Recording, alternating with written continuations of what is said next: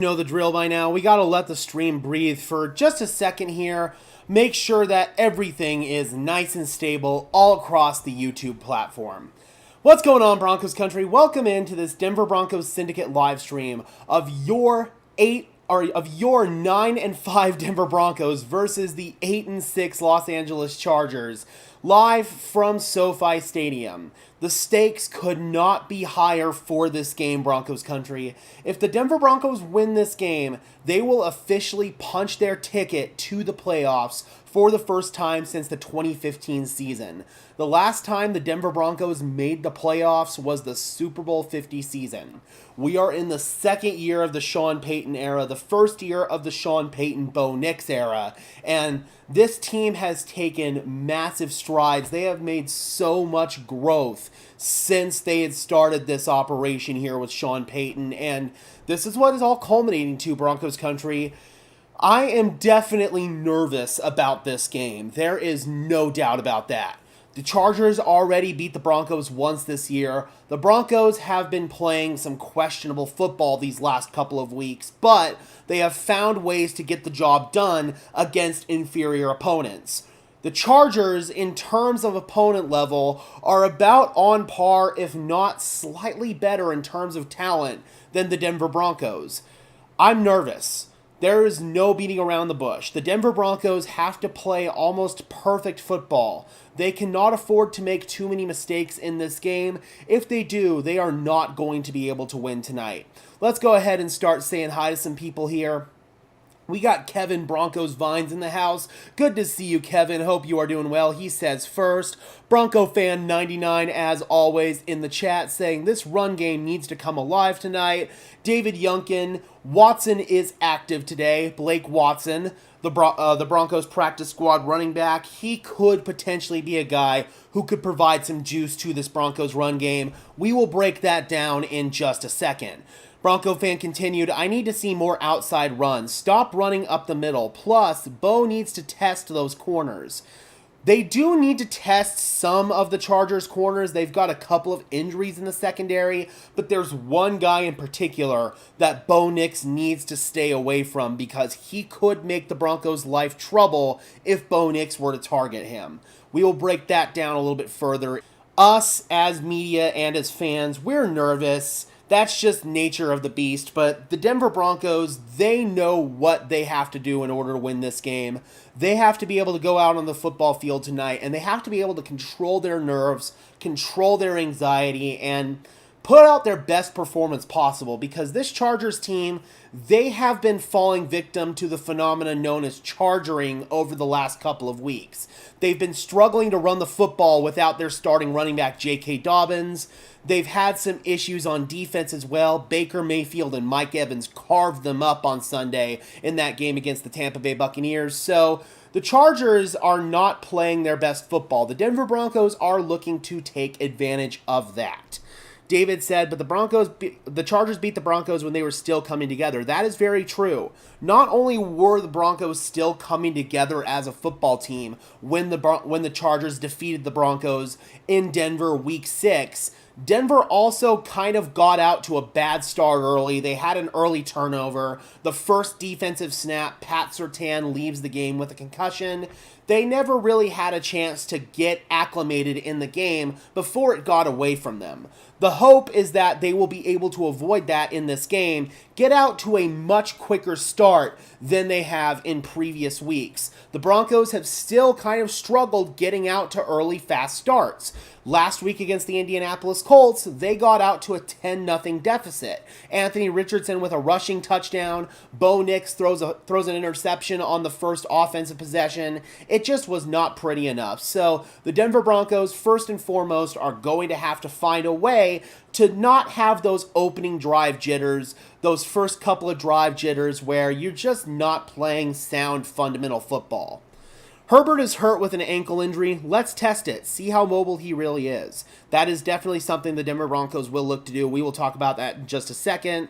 DG says, yo, Gage, any weaknesses we could exploit? We're going to dive deep into that. Normally, I like to put out a full game preview video the day before the game.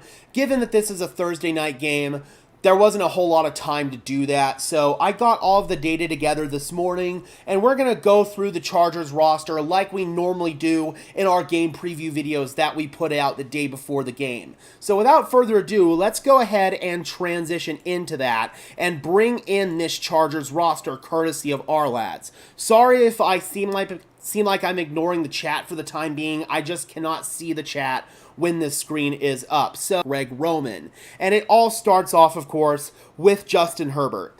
On the season, Justin Herbert is completing 63.9% of his passes, 2,959 yards, 16 touchdowns, 2 interceptions, 27 big-time throws, 6.3 big percentage with 12 turnover-worthy plays on the year. He has done a great job of taking care of the football. He's got one of the lowest turnover-worthy play percentages in the NFL amongst starting quarterbacks. He's got a 9.2 average depth of target, which is also towards the top of the NFL. Justin Herbert, we know that he's got a big arm. He can push the ball downfield, and I definitely think that we're going to see some of that in this game. It's going to be all about, can Pat Surtain, can Jaquan McMillan, and can Chris Abrams-Draine limit that in one-on-one coverage? The Broncos like to play a lot of one-on-one man coverage. I don't see that changing in this game. Some of the weapons that the Chargers is getting sacked at a super high rate. He's been sacked 38 times so far this season,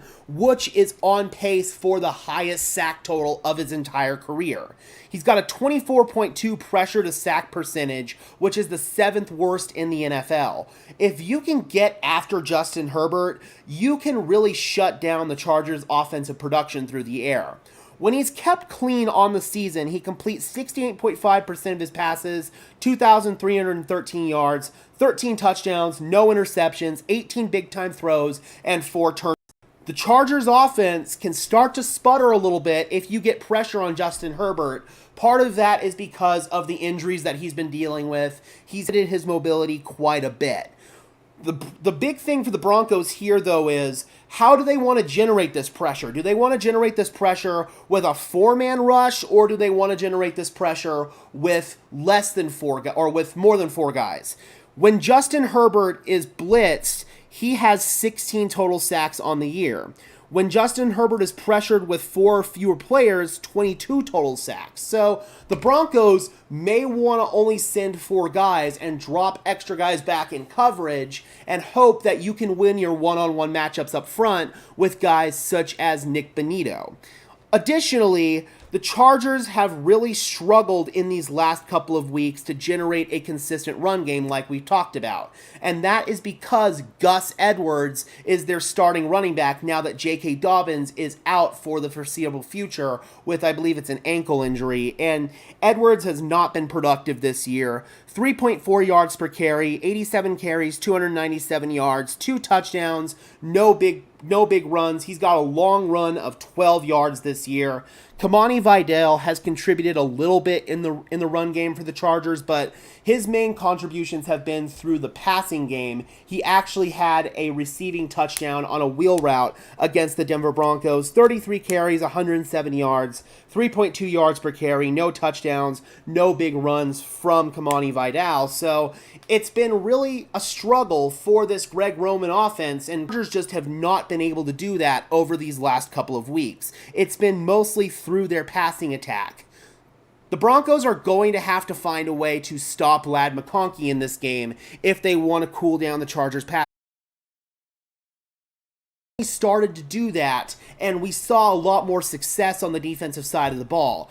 I believe that Pat Surtain will follow Ladd McConkey mostly in the slot, and I believe that then that will allow Joshua Palmer, Quentin Johnston, that will be taken care of by Chris Abrams-Draine and Jaquan McMillan.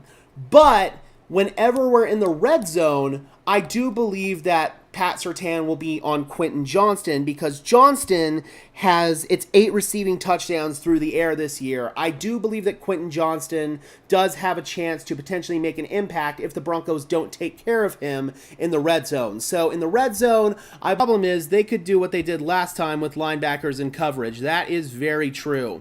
That is very true, and that was a big-time problem here. Let's go ahead and bring this back in. That is a big-time problem if the Broncos do indeed do that. David says, Gage, you're breaking up. Oh, boy, that's not good. Hopefully my connection cooperates here. It's Beast Time says, can you play a song for me? I don't have any songs I can play on air without potentially getting a copyright claim, so unfortunately that one is a no can do. So congratulations, you're going to the game, though. I know that Broncos country is going to be very heavily represented in this game. Let's go ahead and jump back in here to this Chargers roster. And going back over some of their weapons again, they also have DJ Chark and Darius Davis on the roster as wide receivers. Those guys haven't really contributed too much. Darius Davis is kind of a speedy gadget guy. He actually did make a couple of plays in the last game that the Broncos played against the Chargers, so I would keep an eye maybe on Darius Davis, but DJ Chark, he has not really done much at all for this Chargers team, despite signing with them as kind of a big-ticket free agent this past offseason. Moving into the tight end position here for the Chargers, this is where things do get... Starting tight end Will Dissly is listed as out for this game. On smart, because if Hayden Hurst is unable to go, we already know Will Dissly is unable to go. That might be the guy the Chargers look towards to get some production from the tight end position. And like we alluded to earlier, that could be where the Broncos have some one-on-one matchups against a linebacker here. They are a really good unit against the pass. 3,159 pass yards allowed, which is 9th in the NFL. Passing touchdowns allowed, which is top 12. They've got 14 interceptions, which is top 5 in the NFL, and actually the same number of interceptions that the Denver Broncos have this year. They are a really, really strong passing defense, but their run defense has kind of had some issues. They have the 19th most rushing yards allowed at 1,752. They are 25th in yards per carry allowed at 4.7. They have a lot of explosive runs for touchdowns. They are fundamentally disciplined in the run game in that regard. 94 rush first downs allowed, which is 16th. 39.7 rush success rate allowed, which is 18th in the NFL. And they are 11th in rush EPA per play allowed on defense. So they're kind of a average to below average run defense. If the Denver Broncos can find some resemblance of a run game with either Audric Estime or possibly Blake Watson, who has been elevated from the practice squad for this game, the Broncos might be able to find some production there. If not, though, then it's going to be really tough for the Broncos to win this game when the Chargers have such an efficient passing defense. They also have a 44.0% dropback success rate allowed, which is 7th in the NFL, and they are 7th in dropback EPA per play allowed. The Broncos' passing attack kind of struggled last week against the Indianapolis Colts. Bo Nix did not have the greatest game. I am a little bit worried about that as we move forward into this game. This needs to be a feed estimate game, says DG. Robert says, yell loud for us, Beast Time. Got me my Bo Nix believe says, I believe if the Broncos win this game, they will be the 6th seed throughout the playoffs. They could potentially get up to the get some internet through my hotspot, and that way that might be able to solve that problem. So I'm going to go ahead and just move forward here and give you my keys to victory for the game, and then we will dip out of here and I can solve my internet issues in time for the game stream. Find some resemblance of a run game with Blake Watson. If not, get some quick passes on the screen game, on swing passes out of the backfield with Marvin Mims, with potentially Blake Watson. That's something that can be an extension of your run game if your run game is unable to get something going. Get Bo in an early rhythm to settle his jitters. He was kind of jittery in that Indianapolis game, in that Indianapolis game a little bit early on, so get Bo settled down in this game and try to get him comfortable early. Spread the ball around if you're Bo Nix. Don't just stare down Cortland Sutton like you did in that Colts game. It led to some problems. Get Devon Vele involved. Get Marvin Mims involved. Get the tight ends more involved. We saw a little bit of that last week with Adam Troutman and Nate Atkins. We need to see more of that in this game. More Marvin Mims out of the backfield. We need to see Marvin Mims catch a couple of passes out of the backfield, get some one-on-one matchups against Chargers linebackers, and that will be something that the Denver Broncos can potentially lean on for this one. No early turnovers or just turnovers at all. If the Denver Broncos turn the football over, then they are not going to be able to win this game. You've got to be able to find a way to sustain drives and not turn over the football. No pre-snap penalties. That will put you way behind the chains. You cannot live with that.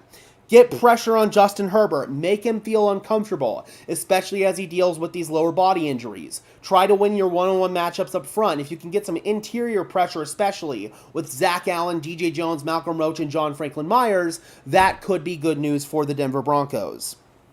Dare the Chargers to run the ball because they have not been good at it. Play more too-high coverage if you have to. I know that might potentially get exploited in the air through Justin Herbert, but if they try to get the ground game going, that's when the Denver Broncos can get a little more aggressive in terms of sending pressure after Justin Herbert. Have Pat Surtain on McConkey between the 20s and have him on Johnston in the red zone. We already talked about that. If the Chargers can make some mistakes in this game, the Broncos have to capitalize on those mistakes. The Chargers are a team that makes very few mistakes in the NFL. The Broncos have to find a way to capitalize if the Chargers make any mistakes. Win the battle of field position. If you've got to punt the ball on 4th down at the 50-yard line, that's okay because you're probably going to pin the Chargers back deep. Try to win the battle of field position. Don't give the Chargers favorable field position. I think this is going to be a close defensive slugfest here for the Denver Broncos, but I do think that they're going to find a way to come out on top. I don't think they're going to get swept by the Chargers this year. I have them winning 17-14. Let me know your thoughts in the chat below, Broncos Country. Who do you think is going to win this game? Who do you believe is going to ultimately come out on top? Do you think the Denver Broncos are going to play their best football in this game? Or do you think that the Chargers are going to come out, play some good football, and stifle the Denver Broncos playoff chances, at least for this game? Drop those comments down below, guys. I would love to hear from you, as always. All right, I'm going to go ahead and try to figure out these internet issues before the game starts, because obviously I do not want it to be lagging out during the game stream. Robert says Broncos 26-21. Holy Diver says Denver 20-16. Sorry about the lag, guys. Ever since I moved into this new apartment, the internet has just been subpar, unacceptable, and I hold myself to a better standard than that. I really do apologize. I'm not comfortable with this at all. I want to get this straightened out. But it's hard when you can't bring in your own internet service provider because your apartment is all wired to one internet line. It sucks. Chargers are beat up and tired. Their bye week was 10 games ago, this being 11th. The Broncos are hopefully going to be looking to take advantage of that. Try to out-physical them. This does kind of feel like an Audric Estime game if the Broncos trust him to hold on to the football. All right, guys. Before we get out of here, please be sure to leave a like on the stream as well as subscribe to the channel. I would really appreciate it, guys. Those are both free and easy ways to show your support. Helps tell YouTube's algorithm to push us out, and it helps us get seen by more and more members of Broncos Country, just like you and me. I'm going to go buy some data for my phone so that way we have a backup plan for the mobile hotspot. All right, guys, and until next time, I will see you on the game stream. I'm your host, Gage Madrid.